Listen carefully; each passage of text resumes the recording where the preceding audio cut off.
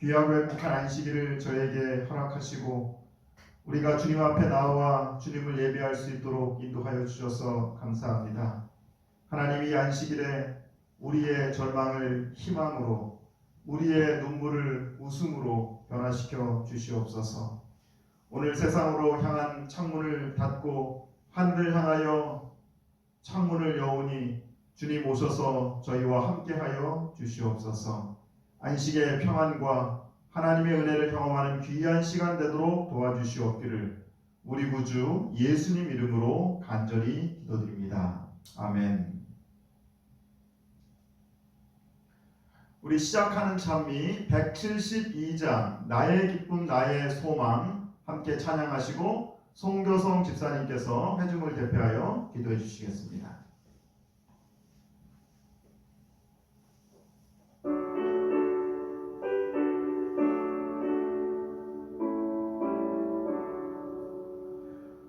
나의 기쁨 나의 소망 되시며 나의 생명이 되신 주 밤낮 불러서 찬송을 드려도 늘 하신 마음뿐일세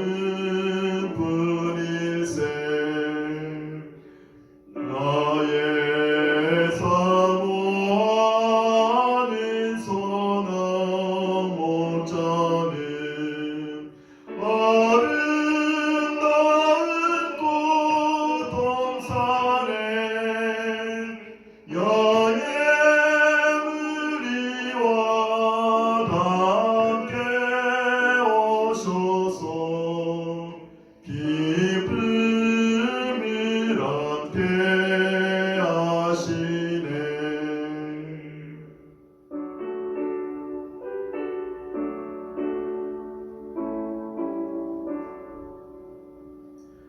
나의 진정 사모하는 예수는 음성조차도 반갑다. 나의 생명과 나의 참 소망은 오직 주 예수뿐일세.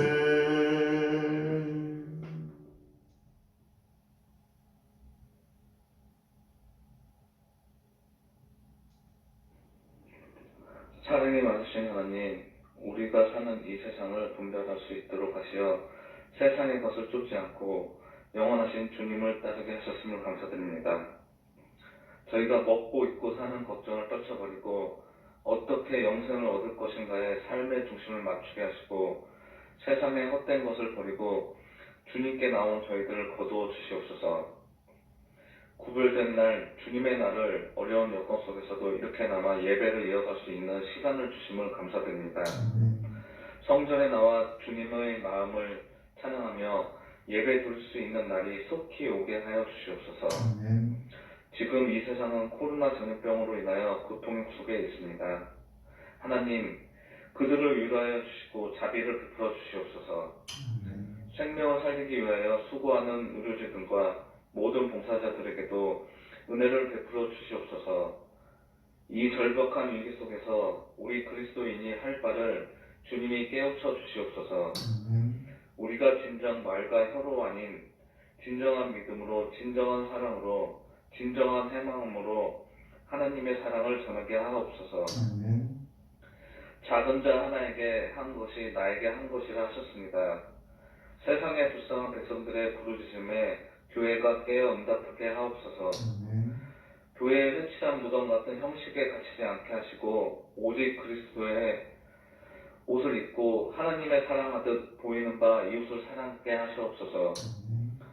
내 거룩한 산 모든 곳에 해됨이 없고 상함도 없음이라 하셨습니다. 온 세상이 그리스도의 사랑으로 평화를 이루게 하옵소서. 목동교회가 하나님의 말씀 확장으로 인하여 여러 가지 행사와 사역을 계획하였으나 코로나로 인하여 많은 차질을 빚고 있습니다. 이 차질 시간은 지나가게 하시고 추후의 시간들을 주님께서 간섭하사 더욱 은혜로운 사역을 다할 수 있도록 인도하여 주시옵소서.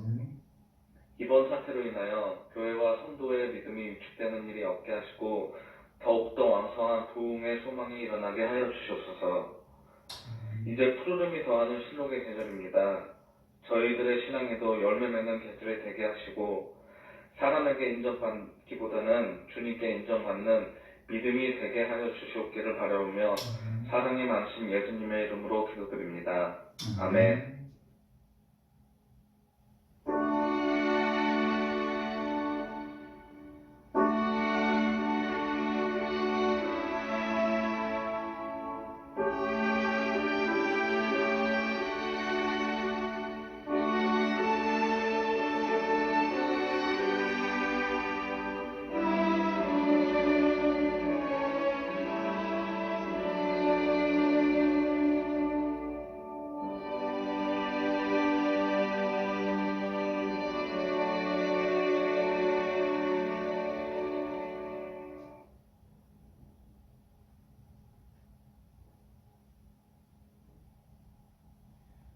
우리 사랑하는 목동교회 가족 여러분, 행복한 안식일입니다. 하나님의 은혜와 평안이 여러분 모두와 함께 하시기를 간절히 기도드립니다. 이번 주에는 21대 총선이 있었죠. 한 사람의 작은 선택이 큰 변화를 가져오고 또 새롭게 뽑힌 지도자들이 코로나19로 힘들어하는 우리 모든 국민들에게 희망을 주고 그리고 화합하는 그러한 정치가 될 수 있도록 함께 기도해 주시기를 간절히 바랍니다. 2020년 우리 교회의 비전을 한번 같이 읽어보도록 할까요? 하나님은 사랑이시라. 하나님이 우리를 사랑하시는 사랑을 우리가 알고 믿었노니 하나님은 사랑이시라. 사랑 안에 거하는 자는 하나님 안에 거하고 하나님도 그의 안에 거하시느니라. 생애비 12쪽에 있는 말씀입니다. 이 세상은 죄악으로 물들었지만 온통 슬픔과 고통으로 가득한 것은 아니다. 자연 그 자체가 우리에게 희망과 위안의 기별을 전해준다. 꽃들은 잡초 속에서 피어나고 장미는 가시를 가리운다. 하나님은 사랑이시라. 비록 우리는 죽음과 질병의 세상에 살고 있지만 슬픔과 고통 가운데 있는 것은 아닙니다. 이번 주에 하나님께서 우리 안상현 또 김민경 가정에 새 생명을 또 탄생하게 하셨습니다.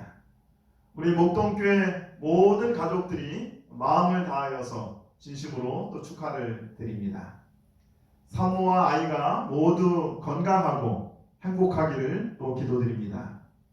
특별히 새로 태어난 우리 아이가 우리 모두에게 희망과 위로가 되기를 간절히 바랍니다. 하나님은 사랑이시라. 코로나 특집 말씀 네 번째 시간으로 오늘은 일어나 머리를 들라라고 하는 제목으로 말씀을 나누도록 하겠습니다. 우리 다 함께 성경을 펼쳐서 누가복음 21장 28절에 있는 말씀을 한번 같이 읽어보도록 하겠습니다. 특별히 오늘 본문의 말씀은 우리 우리말 성경으로 함께 읽어보도록 하겠습니다. 이런 일들이 일어나기 시작하거든 너희는 일어나 머리를 높이 들라. 너희의 구원이 가까웠기 때문이다. 오늘 말씀을 묵상하면서 우리는 한 가지 질문에 대하여 답할 수 있습니다. 마지막 시대의 징조에 우리는 어떻게 반응해야 합니까? 나는 어디로 향해야 합니까? 그리고 우리는 어떤 태도로 살아가야 합니까? 누가복음 21장에서 예수님께서는 재림의 징조를 말씀하시면서 또 이르시되 민족이 민족을 나라가 나라를 대적하여 일어나겠고 곳곳에 큰 지진과 기근과 전염병이 있겠고 또 무서운 일과 하늘로부터 큰 징조들이 있으리라고 말씀하셨습니다. 큰 지진과 기근과 전염병과 전쟁과 분쟁들이 전 세계적으로 일어날 것이라고 말씀하셨습니다. 우리는 여기서 곳곳에라고 하는 이 말씀에 주의를 해야 할 것입니다. 전문가들은 지구온난화에 따른 기후변화와 도시와 동물과의 교류 증가 그리고 세계화로 앞으로 이러한 재난들이 더 자주 그리고 전 세계적으로 널리 확산될 것이라고 그렇게 예측하고 있습니다. 지난 7일 발표된 코로나19 대응 종합보고서에서는 이렇게 얘기하고 있습니다. 기후변화로 인해 산불, 가뭄, 홍수 등 극단적인 기상현상이 자주 발생한다. 생태계 파괴로 서식지를 잃은 야생 동물들이 사람이 거주하는 지역이나 목축지로 이동한다. 그러므로 인간이 조류 인플루엔자 등과 같은 인수 공통 전염병이나 새로운 패턴의 전염병에 노출될 가능성이 높아지고 있다. 환경 파괴와 기후 변화가 코로나19의 직접 간접적인 원인이 될 것이고, 그리고 이러한 일들은 점점 더 증가할 것이라는 것입니다. 우리는 지금 마지막 시대의 징조가 성취되는 세상에 살아가고 있습니다. 성경의 예언과 전문가의 예측에 의하면은 앞으로 지진이나 가뭄, 전염병, 그리고 이런 분쟁 등 이전에 우리가 경험해보지 못했던 엄청난 재앙들이 더욱더 증가할 것입니다. 세계적인 재앙에 대한 뉴스를 보고 우리의 삶에서 이런 것들을 경험하게 될 때 여러분 어떤 생각이 먼저 드십니까? 우리는 어떻게 이것들에 대하여 반응하십니까? 누가복음 21장에서 예수님은 마지막 시대의 징조에 대한 두 가지 반응을 소개하고 있습니다. 첫 번째 반응은 누가복음 21장 28절 오늘 본문의 말씀입니다. 이런 일이 일어나기 시작하거든 너희는 일어나 머리를 들라 너희의 구원이 가까이 왔기 때문이다. 첫 번째 사람들은 마지막 시대의 징조를 신앙각성의 계기로 삼고 긍정적으로 바라보는 사람들입니다. 반면 두 번째 사람들은 마지막 시대의 징조에 대하여 부정적인 반응을 보이는 사람들입니다. 누가복음 21장 26절에 사람들이 세상에 임할 일을 생각하고 무서워함으로 기절하리니 이는 하늘의 권능이 흔들리겠습니다. 많은 사람들이 자신의 눈앞에서 일어나는 현상들에만 집중하여 두려워하고 불안하고 염려하고 걱정합니다. 심지어는 이러한 불안과 염려가 너무 극도로 커져서 기절까지 한다고 성경은 그렇게 예언하고 있는 것입니다. 여러분 코로나 블루라고 하는 말을 들어보셨습니까? 코로나 사태가 장기화되면서 심리적으로 긴장감이 더해지면서 우울감과 무력감을 생기는 것을 코로나 블루라고 얘기하고 있습니다. 얼마 전 우리나라 성인 3,900명을 대상으로 설문조사를 한 결과 절반 이상이 코로나 블루를 겪은 경험이 있다고 그렇게 대답했습니다. 요즘 많은 사람들이 코로나19로 외출을 하지 못하니까 답답함을 느낍니다. 야외 활동 부족으로 체중 증가에 대하여 염려합니다. 코로나 감염으로 인한 건강 염려증 때문에 불안해하고 있습니다. 소통 단절에서 오는 무기력과 우울감을 또 호소하고 있습니다. 이러한 어떤 심리적인 영향력들은 또 신체에 영향을 미치게 되어 있습니다. 소화불량, 식욕저하, 불안 등을 그렇게 경험하고 있는 것입니다. 똑같은 상황 속에서 어떤 사람들은 절망하고 좌절합니다. 그런데 어떤 사람들은 똑같은 상황 속에서도 이것을 믿음과 소망의 기회로 삼고 긍정적으로 반응하는 것입니다. 무엇이 이러한 차이를 만드는 것일까요?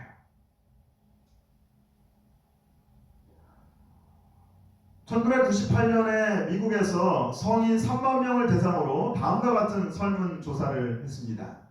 첫 번째 질문은 당신은 스트레스에 대하여 어떻게 생각하십니까? 하는 질문이었습니다. 첫 번째 대답은 스트레스는 해롭다. 그러므로 피하고 줄여야 한다. 두 번째는 스트레스는 유용하다. 그러므로 수용하고 활용해야 한다. 그리고 두 번째 질문으로는 당신은 작년 한 해 동안 얼마나 많은 스트레스를 경험했습니까?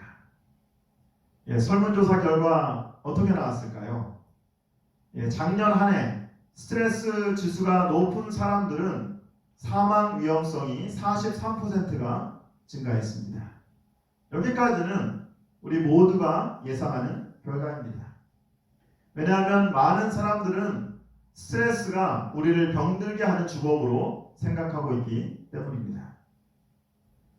그런데 시선을 끄는 또 다른 연구 결과 하나가 발견되었습니다. 비록 스트레스 수치가 아주 높지만 스트레스가 해롭지 않고 유용하다고 믿는 사람들은 사망 확률이 증가하지 않았다는 것입니다.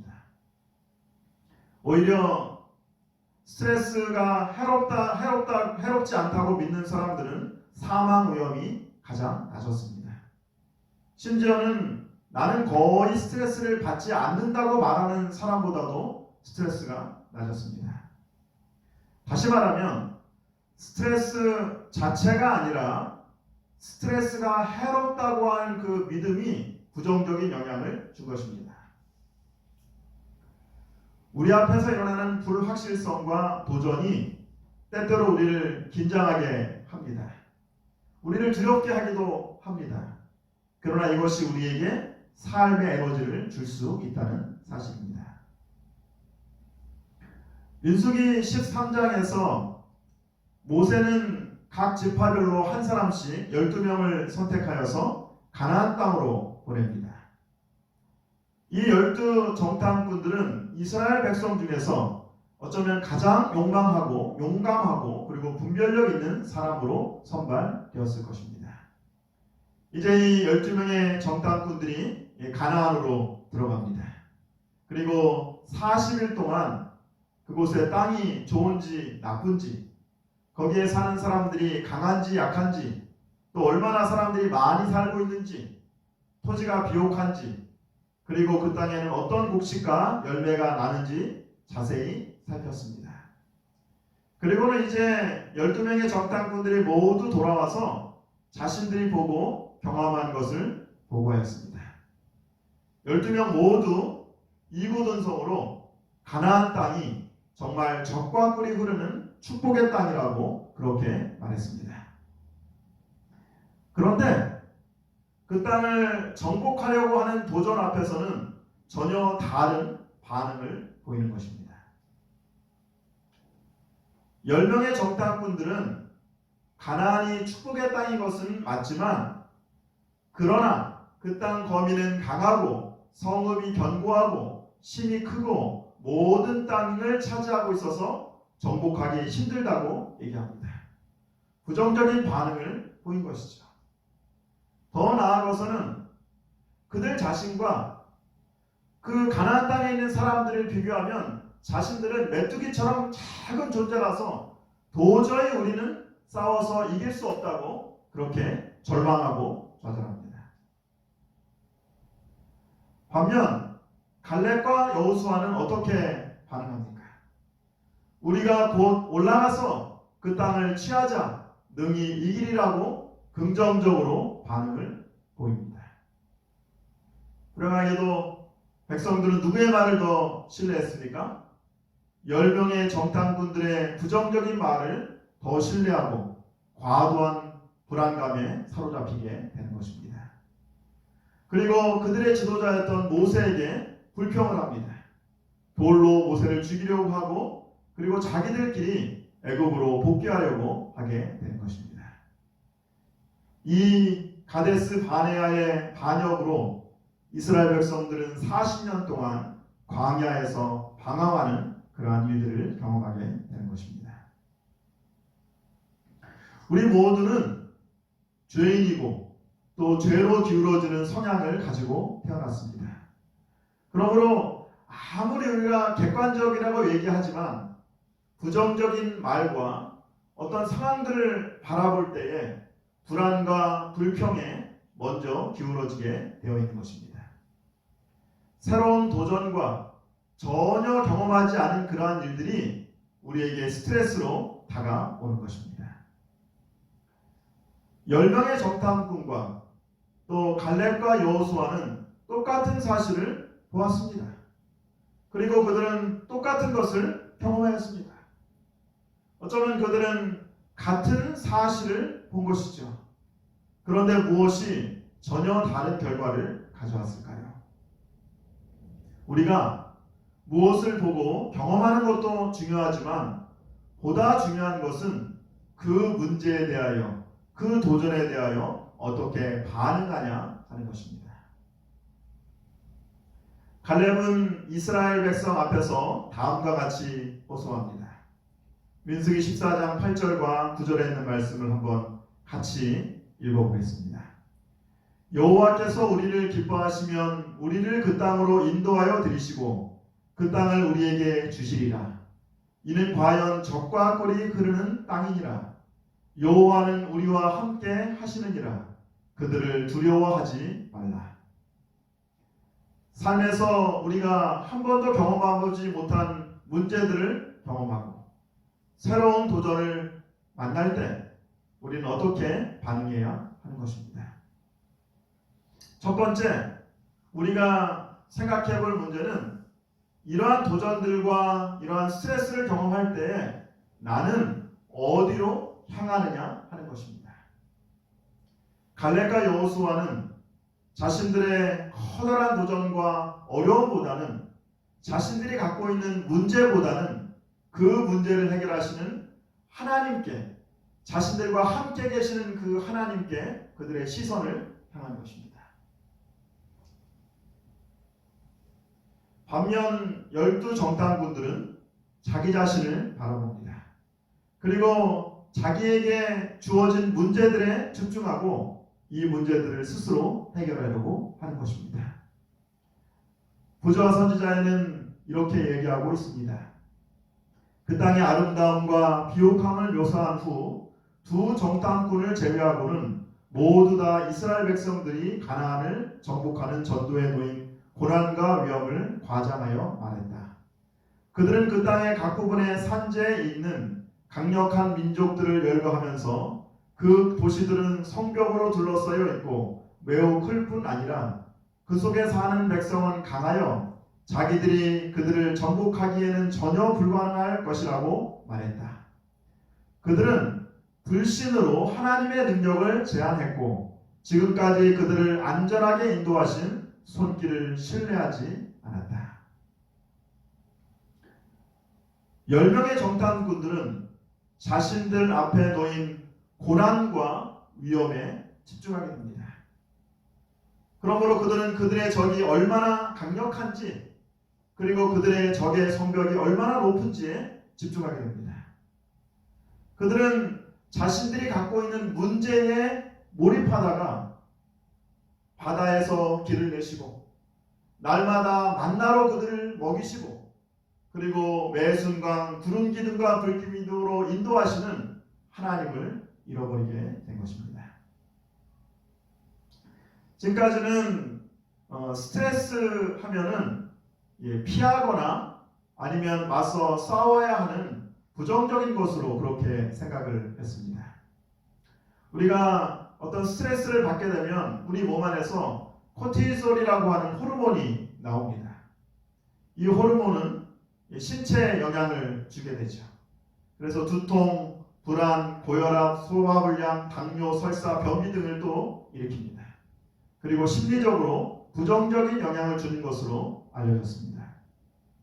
그런데 최근 연구 결과에 의하면은 우리 몸에서 스트레스를 받을 때에 코티솔이라고 하는 호르몬도 나오지만은 옥시토신이라고 하는 호르몬이 분비된다는 사실을 발견하게 되었습니다. 이 옥시토신은 산모가 어린아이를 출산할 때 급격히 증가하는 그런 호르몬입니다. 그러므로 엄마가 아이를 돌보는 것을 촉진하는 바로 사랑 호르몬입니다. 또한 어린아이가 엄마의 품에서 젖을 빨 때 엄마의 가슴으로부터 전해오는 포근함과 그리고 손과 발이 따뜻해지면서 이 옥시토신이라고 하는 호르몬이 분비되기 시작하는 것입니다. 그러면은 아기들은 엄마의 그 따뜻한 품 안에서 편안함을 느끼고 그리고 울지 않고 평온한 자세가 되는 것입니다. 이것이 바로 스트레스에 대한 평온과 연결 반응입니다. 새로운 도전과 또 여러 가지 문제들을 경험하게 되면 때때로 우리는 두려움과 긴장하게 되어서 싸우거나 도망가려고 하게 됩니다. 그런데 이럴 때에 우리 몸에 옥시토신이라고 하는 호르몬이 분비되는 것입니다. 그러므로 누군가와 연결되고 관계 가운데서 평안함을 느끼는 것입니다. 이 사람이 이 옥시토신이 증가되면 뇌의 공포 중추를 억제해서 사람을 용감하게 합니다. 그리고 또 공감하게 하고 유대감을 증가하게 합니다. 타인과의 관계를 맺거나 가까워지고 싶은 충동이 증가하는 것입니다. 문제가 생기고 우리가 한 번도 경험해보지 못한 그런 도전들을 만날 때 여러분은 어디로 향하십니까? 문제에 집중하여 도망가거나 싸우려 하십니까? 아니면 하나님과 연결되어 사랑하는 사람과 연결되어 참된 평안을 경험하십니까? 마태복음 11장 28절과 29절에서 예수님은 이렇게 말씀하십니다. 우리가 너무나 잘 아는 유명한 말씀이시죠? 한번 같이 읽어보겠습니다. 수고하고 무거운 짐진 자들아 다 내게로 오라. 내가 너희를 쉬게 하리라. 나는 마음이 온유하고 겸손하니 나의 멍에를 메고 내게 배우라. 그리하면 너의 마음이 쉼을 얻으리니. 한 번도 경험해보지 못한 문제와 상황에 불안해하는 것은 지극히 정상적인 것입니다. 그러나 이러한 불안한 상황에서 이러한 문제에서 우리의 눈을 돌려 하나님을 바라보시게 되기를 간절히 바랍니다. 우리의 삶의 모든 문제와 짐을 가지고 예수님께 가까이 오시게 되기를 간절히 바랍니다. 그러면 사랑의 품 안에서 참된 쉼과 평안을 경험하게 될 것입니다. 우리 7호봉사 85쪽에 있는 말씀을 한번 같이 읽어보겠습니다. 유혹이 그대를 엄습할 때, 근심과 걱정이 그대를 둘러쌀 때, 좌절당하고 낙심되어 절망 상태에 빠지고자 할 때 예수님을 바라보라. 그리하면 그대를 둘러싸고 있는 어둠이 그분께서 임재하시는 밝은 빛에 의하여 사라지고 말 것이다. 죄가 그대의 심령을 지배하려고 싸우고 양심을 무겁게 할 때 구주를 바라보라. 그분의 은혜는 죄를 정복하기에 넉넉하다. 불안으로 떨릴 때 감사한 마음으로 그분께 돌아가라. 그대 앞에 놓여있는 소망을 굳게 잡으라. 근심과 걱정이 둘러싸여 있을 때, 낙심하고 절망하고자 하는 생각이 들 때 예수님을 바라보라. 죄책감으로 양심이 무거울 때 우리의 모든 죄를 대신 져주시는 우리 구주 예수를 바라보라.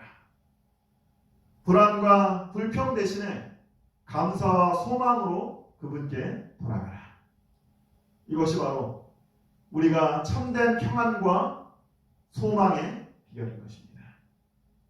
그러므로 우리에게 일어나는 여러 가지 문제들 가운데서, 여러 가지 도전 가운데서 우리 자신을 의지하거나 문제에 집중하지 말고 하나님의 사랑으로 하나님께 나아가고 그리고 다른 사람들과 연결되는 저와 여러분들이 되시기를 간절히 바랍니다. 터널 시야 현상이라고 하는 것이 있습니다. 우리가 자동차를 운전해서 가보면 어두운 터널을 달릴 때는 터널 출구만 동그랗게 보이고 주변은 온통 까맣게 보이는 그런 경험을 말하는 것입니다. 이런 터널 시야 현상이 일어나면 운전자는 상한 판단 능력이 떨어집니다. 그리고 눈앞에 있는 상황에만 집중하느라 주변을 크고 그리고 넓게 보지 못하는 것입니다. 터널 시야 현상을 경험하게 되면 문제에만 빠져서 현실을 객관적으로 바라보지 못합니다. 그리고 다른 사람들의 충고가 전혀 들리지 않게 되는 것입니다. 10명의 정탐꾼들이 바로 이 터널 시야 현상을 경험한 것입니다. 자신이 갖고 있는 문제에 집중하느라 다른 사람들과 자기 자신을 비교하느라 그들을 향한 하나님의 계획을 발견하지 못했습니다. 심지어는 두려움에 휩싸여서 이 가나안 땅이 거주민을 삼키는 땅이라는 비합리적인 사고를 하게 된 것입니다. 반면 갈렙과 여호수아는 자신의 감정이나 상황에 근거하지 않고 하나님의 약속을 의지하였습니다. 바로 그들의 믿음의 눈으로 보이지 않는 하나님을 바라보고 하나님의 약속을 의지한 것입니다. 여호와께서 우리를 기뻐하시면 우리를 그 땅으로 인도하여 들이시고 그 땅을 우리에게 주시리라. 갈렙과 여호수아는 현재의 상황과 감정이 아니라 적과 꿀이 흐르는 가나안 땅을 주시겠다고 하시는 하나님의 약속을 의지했습니다. 캄캄한 어두움의 시간, 어디로 가야 할지 모를 때에, 마음이 우울하고 절망할 때에 여러분은 무엇으로 여러분의 앞길을 밝히십니까? 주의 말씀은 내 발의 등이요 내 길의 빛입니다. 바로 우리가 가지고 날마다 묵상하는 이 하나님의 말씀이 우리의 어두움의 앞길을 비추어 주시는 것입니다. 이 하나님의 말씀 안에 있는 하나님의 약속이 우리가 이 어두운 세상 가운데 어디로 나아가야 될지 그 길을 가르쳐 주는 것입니다. 내 감정, 내 상황이 아니라 하나님의 약속을 믿고 하나님의 약속을 의지하는 저와 여러분들이 되시기를 간절히 바랍니다. 마지막 시대의 징조를 바라보면서 두려워하거나 불안하는 것이 아니라 우리는 하나님께서 주신 하나님의 약속을 붙듭니다. 특별히 이 마지막 시대에 우리는 어떤 하나님의 약속을 붙들어야 할까요? 로마서 8장 35절, 38절, 39절에 있는 말씀입니다. 이 약속의 말씀을 코로나19로 또 여러 마지막 시대의 징조를 바라보면서 이 하나님의 약속을 꼭 붙드시게 되기를 간절히 바랍니다. 우리 한번 같이 읽어볼까요? 누가 우리를 그리스도의 사랑에서 끊으리요? 환난이나 곤고나 박해나 기근이나 적신이나 위험이나 칼이랴. 내가 확신하노니 사망이나 생명이나 천사들이나 권세자들이나 현재일이나 장래일이나 능력이나 높음이나 깊음이나 다른 어떤 피조물이라도 우리를 우리 주 그리스도 예수 안에 있는 하나님의 사랑에서 끊을 수 없으리라. 아멘. 하나님은 사랑이시라. 시대의 징조에 우리는 어떻게 반응해야 할까요? 시대의 징조는 우리로 하여금 사랑의 하나님을 향하게 합니다. 그리고 그 하나님의 사랑 안에서 참된 평안과 안식을 경험하게 합니다. 시대의 징조는 우리로 하여금 하나님의 약속을 붙들게 합니다. 환난이나 곤고나 박해나 기근이나 어떤 어려움 속에서도 우리를 하나님의 사랑에서 끊을 수 없습니다. 날마다 하나님의 사랑에 감사하고 희망을 가지고 살아가시는 저와 여러분들이 되시기를 간절히 바랍니다. 아침고요 20권을 세운 우리 한상경 장로님은 지금 파킨슨 병을 앓고 있습니다. 2004년에 진단을 받고 삼육대학교 원예학과 교수에서 퇴임을 했습니다. 그리고 이제 지금까지 15년째 그렇게 투병 중에 있습니다. 이 파킨슨 병은 신경퇴행성 질환입니다. 손발이 떨리고 그리고 근육이 점점 굳어지는 그러한 병입니다. 한 신문 기자와의 인터뷰에서 우리 한상경 교수님은 자기 자신을 나무 심는 사람이라고 얘기했습니다. 그러면서 한상경 교수님이 이렇게 이야기를 합니다. 저는 휘어진 나무를 좋아합니다. 나무는 상처를 받으면 휩니다. 여기 이 소나무는 크게 3번 휘었습니다. 윗동에서 크게 꺾였고 잘 자라다가 다시 한번 휘었고 그리고 가지 앞에서 또 돌아갔습니다. 나무는 시련을 이긴 다음에는 쉬는 것입니다. 그러므로 상처가 살아가는 힘이 되는 것입니다. 파킨슨 병이라는 게 아무도 나았다는 사람이 없습니다. 난치병입니다. 그래서 저는 생각을 고쳐 먹었습니다. 병을 친구로 삼아 사는 것이 인생이겠구나 그렇게 생각했습니다. 우리 한상경 교수님의 우리 인터뷰를 우리 잠깐 좀 시청하도록 하겠습니다. 이 다음에 하늘 가서 넌 뭐 하고 왔냐 이러면 전 나무 심다 왔습니다. 나무 심고 또 심고 또 심었습니다.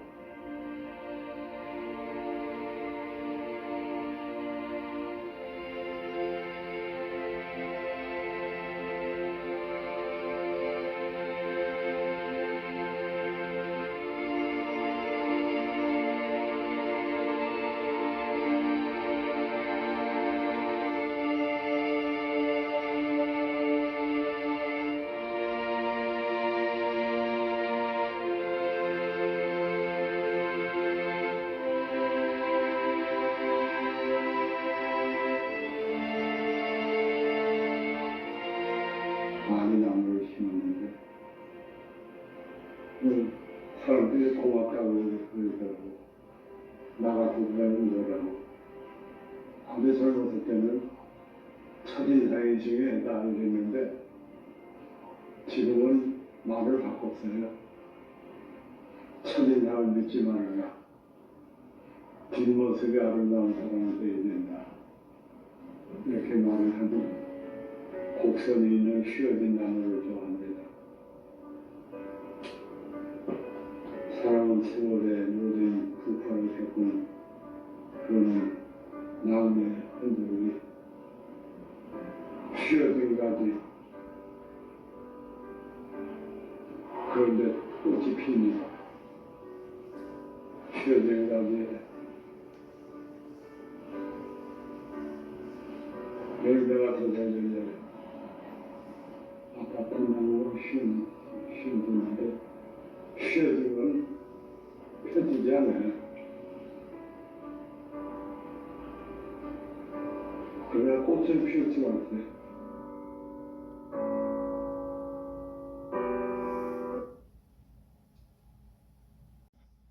사랑하는 여러분, 휘어졌다고 상처 입었다고 좌절하거나 절망하지 마십시오.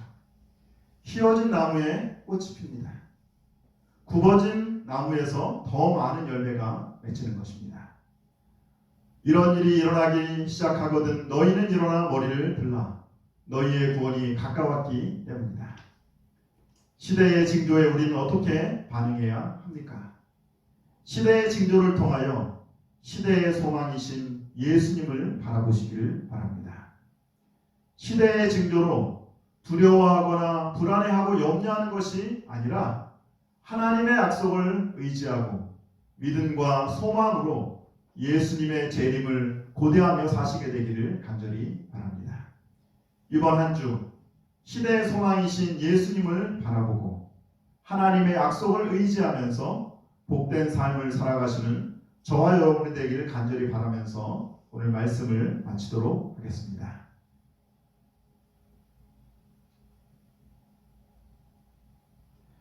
이제 준비된 11조와 헌물을 하나님 앞에 드리는 시간들을 갖도록 하겠습니다.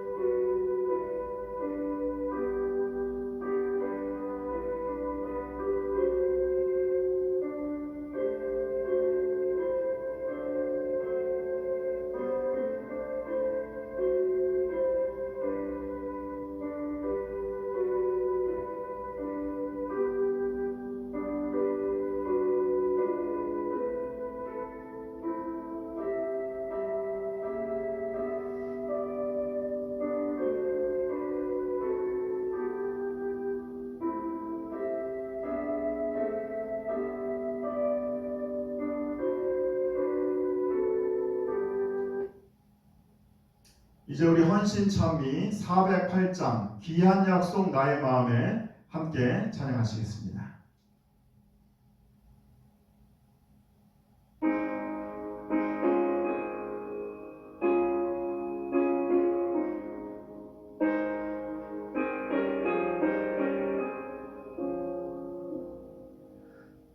귀한 약속 나의 맘에 항상 흘러 넘치네.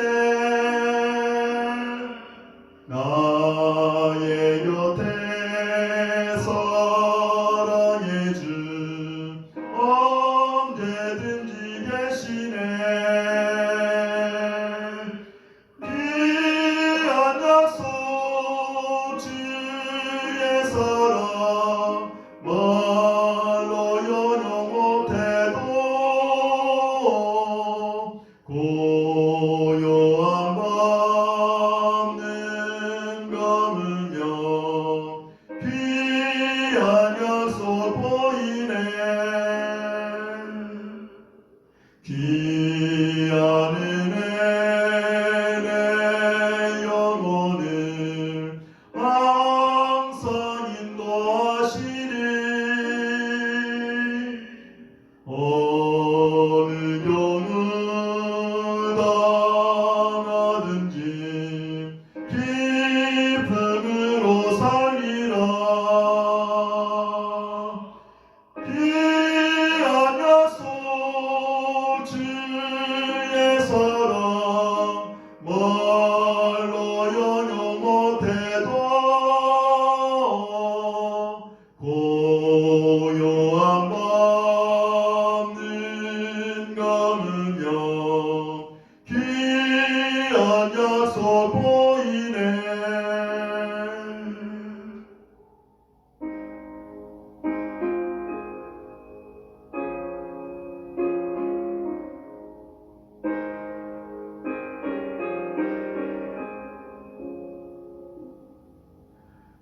귀한 소망 나의 맘에 항상 기쁨 주시니. 어려운 일 당할 때도 찬송하며 살리라. 귀한 약속 주의 사랑 말로 연영 못해도 고요한 밤는 감으며 귀한 약속 보이네.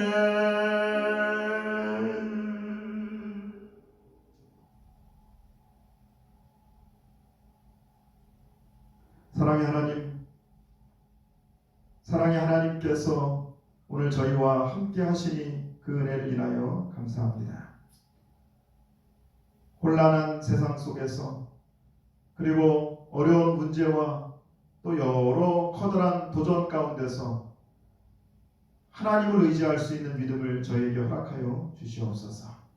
우리의 문제에 집중하지 아니하고 하나님께 나아와 하나님이 주시는 참된 평안과 그리고 은혜를 경험할 수 있도록 저희와 함께하여 주시옵소서. 주님, 시대의 징조들을 바라볼 때에 불안해하고 염려하고 걱정하는 것이 아니라 하나님의 약속을 붙들고 믿음과 소망 가운데 살아가는 저희 모두가 될 수 있도록 도우시고 함께하여 주시옵소서. 우리 흩어져 있는 모든 목동교회 가족들 한 분 한 분을 기억하여 주셔서 우리가 어디에서 무엇을 하든지 하나님의 귀한 사랑과 약속을 붙들고 또 소망을 가지고 살아갈 수 있도록 도우시고 함께하여 주시옵소서. 주님, 하나님 앞에 우리 수입의 10분의 1과 또 헌물을 가지고 나왔습니다. 이 헌물이 쓰이는 곳마다 하나님의 사랑과 은혜가 널리 전파될 수 있도록 도우시고 함께하여 주시옵소서. 이번 한 주 하나님께서 주시는 시대의 징조들을 통하여 시대의 소망이신 예수 그리스도를 바라보고 복된 소망에 우리의 시선을 고정할 수 있도록 우리를 도우시고 함께하여 주시옵소서. 우리 구주 예수님 이름으로 간절히 기도드립니다. 아멘.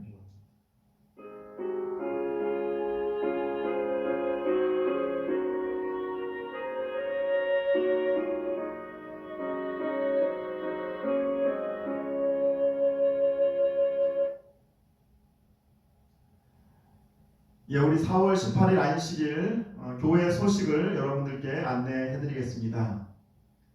코로나19 예방과 공동체 안전을 위하여 오늘도 저희가 모든 예배를 온라인 가정 예배로 진행하고 있습니다. 우리 방송 예배와 또 다섯 손가락 기도 모임을 통하여 거룩한 안식일에 하나님의 풍성한 축복을 경험하시게 되기를 간절히 바랍니다. 다음 주 예배에 대해서는 우리 오늘 오후에 임시 직원회를 통하여 결의하고 그리고 여러분께 다시 공지해 드리도록 하겠습니다. 오늘 오후 2시부터 우리 5층 본당에서 우리 임시 직원회와 또 기도회를 저희가 개최하겠습니다. 우리 모든 직원들을 함께 참석해 주시기를 바랍니다. 패스트 제자 훈련 우리 2020년 1학기 신입생을 모집하고 있습니다. 참여를 원하시는 분들은 4월 25일까지 신청해 주시기를 바랍니다. 우리가 함께 기도하는 특별 기도 제목들입니다. 환우들을 위하여 기도해 주십시오. 그리고 코로나19 위기 극복과 우리 모든 공동체의 안전을 위하여 기도해 주십시오. 그리고 우리 구 목동교회 건물의 매각을 위하여 그리고 우리 목동교회의 선교 비전을 위하여 함께 기도해 주시기를 바랍니다.